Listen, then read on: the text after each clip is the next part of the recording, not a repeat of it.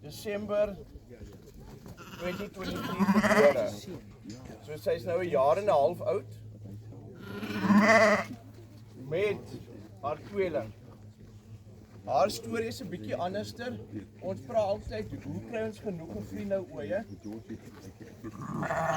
Ek het my stoet het oranje tags, hierdie is 'n groen tag. Hierdie is opgebou uit merino ooie uit. So ek het dit gesien gedoen. Maar dit wys die erfdwang van die vriende op 'n merino ooi. Dis nou 'n paar geslagte, ek sal in my rekords kan kyk, maar dis dalk nou 'n 5de geslag, 'n F5D. Maar 'n tweetand ooitjie met dit moet daar 2 lammers. Jy kan dit opteel.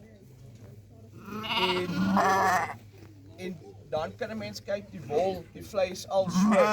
Jy hoef nie als in 1 jaar te change nie, maar dis die prentjie wat jy kan baie vinnig kry. Want in die foto's van John daarso, juffrou nou dwing verskriklik maklik sy erfdwang af. Hy bring dit hy gooi sy eienskappe baie makliker neer as enige ander ras wat jy kan boere. So, as ons haar draai, sy channel, sy melk en alles is daar so loop vermoë. By my is dit verskriklike berge. As jy oor gevaar word en wanneer dit droog is, loop jy in sulke berge. Dis nie op maklike weidens en so nie, op maklike veld nie. Maar die ramme moet daar ook kan loop. As die ramme daar kan loop in daai berg en dekkie, gaan jy nie lammers kry.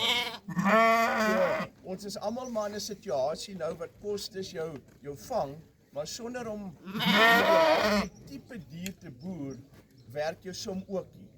So, dis hoekom ek het, toe ek my somme gemaak het oorspronklik, het my nou som net meer sin gemaak as baie van die al die ander rasse wat ek al probeer het.